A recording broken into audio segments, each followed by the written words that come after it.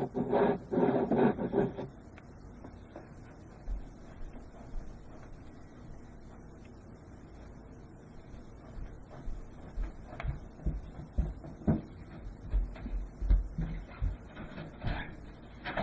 to the Today. Please come in. Thank you, everybody can sit down. Welcome to my secluded house. You can all make yourselves comfortable.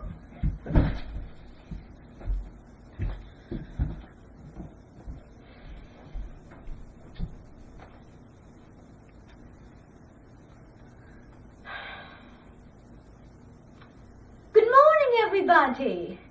This is the very first time I've ever made a speech, so hopefully that speech goes down the right path. So let me tell you a story, first of all. First of all, I do want to say it's quite a pleasure. I'm kind of nervous, but also very excited. Now, I'm going to tell you a story. I have a new baby in the family, and his name is Toby. And he is the most adorable baby at all. Not to be vain, but I've seen babies, and no baby is more adorable than my baby, Toby. I love him deeply. I love him very deeply. I could not tell you how deeply. But it is the deepest love I have ever had. Now keep that in mind, because the tale I'm going to tell you is possibly going to be two-dimensional. So, yesterday evening I was at home, and I thought back, and I saw a video of when Toby was a baby. So Toby's about, I'd say about 10 years old now, and I watched a video, a very old video of him as a baby that I took when a friend of mine, she was a babysitter, and she had a Spanish accent. She actually spoke Spanish. That was her native language. She was from Spain.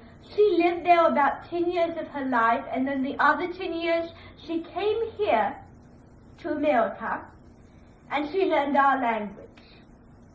But she kind of has the two languages combined, meaning that she can't forget any of the languages. So she has English and Spanish combined into one. Now, she was a very nice lady, and she was a lady who really liked to take things easily and really didn't like to jazz things up. She liked to have things simple, and she doesn't really like to overcomplicate a lot of things. She is from Spain. She has her family, some of her family is from Spain, the other side is from, her mother's side of her family is in Spain, her father's side is here. But, not really in this room necessarily, but in America. She has ethnic Spanish roots. And I asked her, because I'm a teacher at Indianola Middle School, and right now it's December, and right now we're going to get into our holiday projects, because every year we have an annual unit where students get to select a holiday and they make a presentation on it. Now the holiday, so I called my friend, and if you don't know what her name was Dorothy. It doesn't sound Spanish, but yes, not Wizard of Oz. No.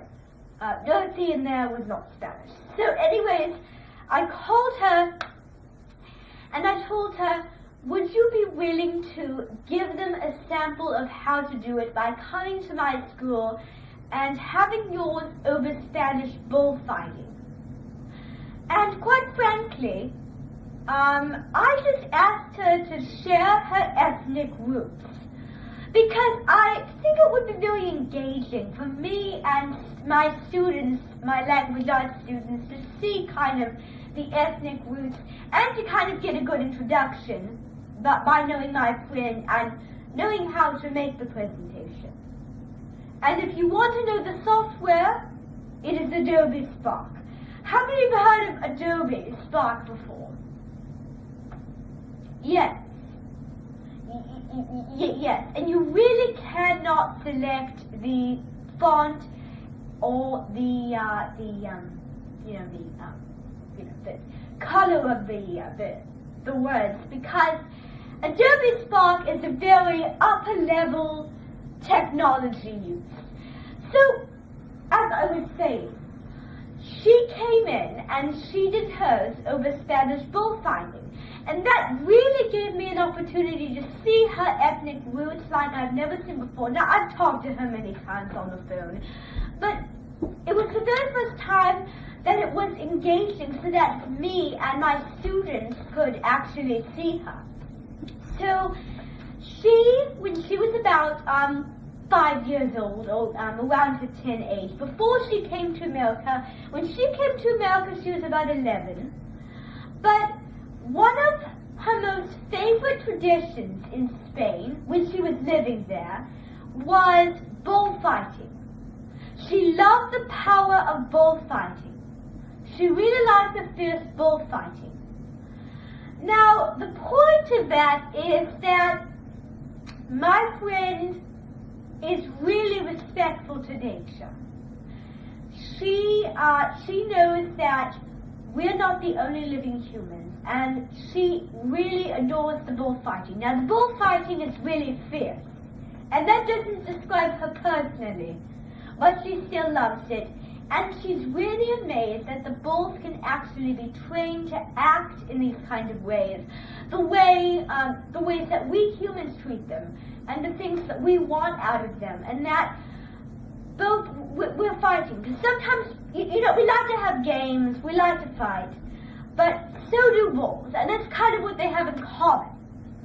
So we like to fight, and bulls like to fight. It's just really amazing to see animals interacting with some fun games planned out by you-know-who, us. So, I actually, she was about, just recently, about 2 years ago, about 7 years ago, I went over to Spain, and I still remember. I remember every detail, and I saw the bullfighting, and I saw the bullfighting. I absorbed it, and then something came to mind. What came to mind was I wanted to write a children's classic story, because I really paid attention. I think I overanalyzed the whole bullfighting deal. I looked at how fierce the bulls were, and I thought, how do they act before the event? How did they act before the bullfighting? Were they ready to go in, or were they tame? And so I asked many questions to the guy leading the bullfighter after I went on a sunny June day, actually, in June. Late June, mid-June, June 27th. So I asked him, and he said that some of the bulls were a little bit tamer than others, but then there were several bulls that was very fierce. Now, the tournament goes something like this.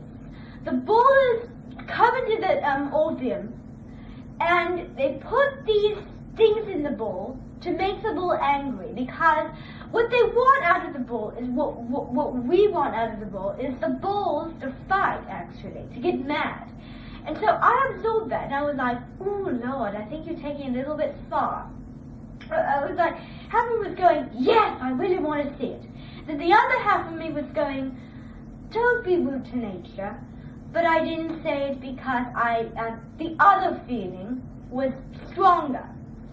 So that's kind of my personal opinion. So I went there and I asked him, and then I came up with a story. that I wrote, a children's story.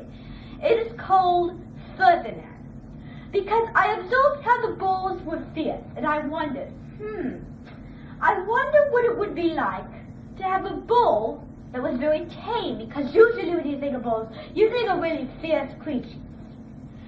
Now what I'm thinking of is I'm thinking of a bull that is not fierce, that just likes to be lazy.